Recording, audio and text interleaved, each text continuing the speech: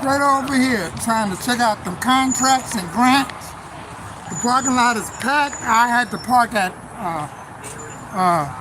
LAX parking lot. This is Los Angeles, the West Coast. Check out them. We over here at the Tuskegee Airman. Do you see them planes?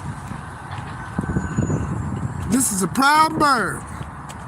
Rambo, contact ready.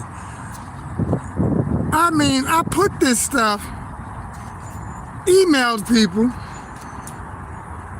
Look at all these planes that our black brothers used to fly. Lucifer's over there. That plane is right there at the Proud Bird, Rambo ready to see if you can get the small business loans contract. County agencies are here. I got my GoPro ready. My son is inside right now, and he told me he just saw Rowdy Rich, and he said, "Daddy, you need to bring my pic." Oh, no. But I said, you better get somebody to get your picture with Rowdy Rich, that rapper from back in the day that won some Grammys and BET Awards and stuff. So let's go in here and check out the Rambo Ray Maxine water is in there. Rambo ready, and a whole lot of my contacts is right in there. So let's go over here and get our jam on. Yeah. Rambo House, they call it. It's in the Grand Ballroom. Right there. See? Contact red. They got a backdrop. They should have contacted me to borrow my red carpet, huh? They should have. So, you know, see, National Association of Minority Contractors, Southern California is here. Check-in table. And then, these is, y'all are the individuals that came to watch, but I got the email late. Oh, okay. Yeah, it's like I came to the Phoenix Hall, and then I got the, but I got some of y'all people on my DMH contact. Oh, okay. And then, so this is all the kind of stuff here. We got the sign people here, and then we got the hospitality folks from the Proud Bird here. Proud Bird ain't playing.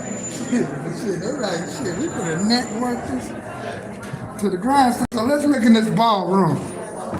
All right. It is packed. Check this out. Little Maxine water. Because the systems and finance do not work for you. And that's why you need people in ministry, you need people who understand that Wells Fargo gives you a donation for your church. All right, so we can. And you're being able to have money to start a business, to keep a business, to expand the business, to get the technology. And so we have people who come to us every day who said, you know, I got some money for my church banquet. I got some money for the Boy Scout. That is not business. That is keeping you quiet so that you will not complain about them giving you money and making loans for your businesses. Don't get carried away with these little donations to nonprofits, because that keeps you from understanding what you need to do to get in the process and understand. I want you to take a look at what happened during COVID. During COVID, we created something called PPP. And this was money for small businesses to be able to keep their employees, to do the overhead. You gave out grants that you didn't even ask to pay you back. I know, because I'm sitting with one you gave $15,000 to. And so, here's what I want you to know about PPP. The reason we were able to get PPP is because I was chairing the Financial Services Committee of the Congress of the United States of America, the first in its history, the first in its history.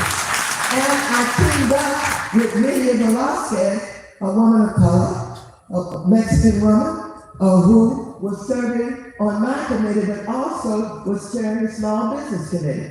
We got together, and we even had a Republican over at Treasury at the time. But we put together a program for $60 billion, I think it was, dollars, to say, look, we have this PPP program, and it was intended to basically provide money for small businesses. But the big boys came in and they took the money. And they took care of their concierge clients. They created their own panels, et cetera, et cetera. So we went back and we said, we want $60 billion. We fought for it and we got it. But guess what?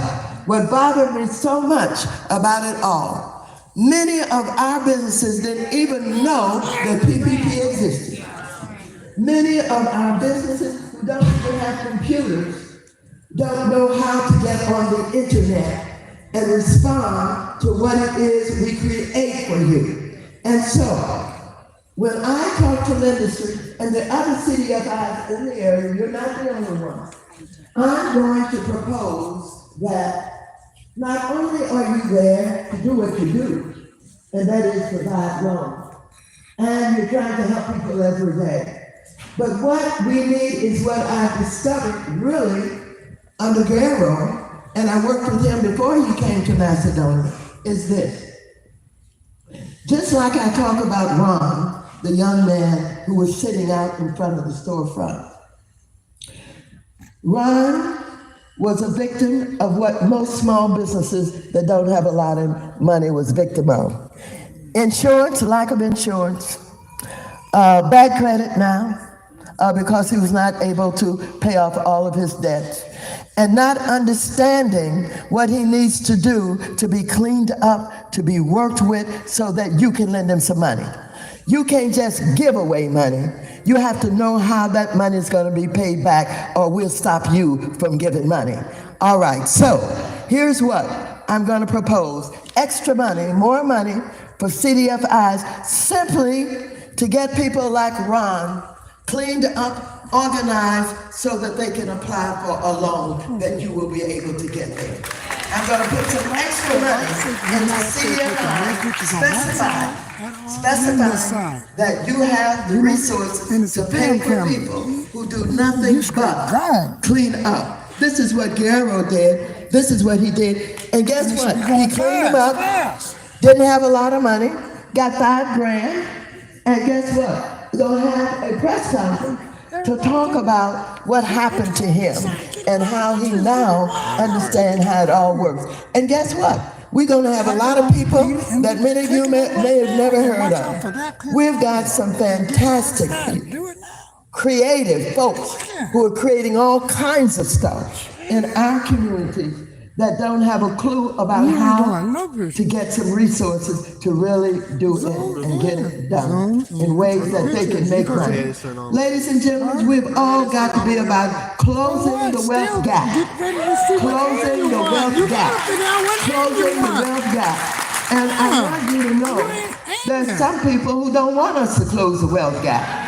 And let me tell you, in addition to talking a little bit about PPP and all of this, some years ago, Barney Frank and I created something called Diversity and Inclusion in Government.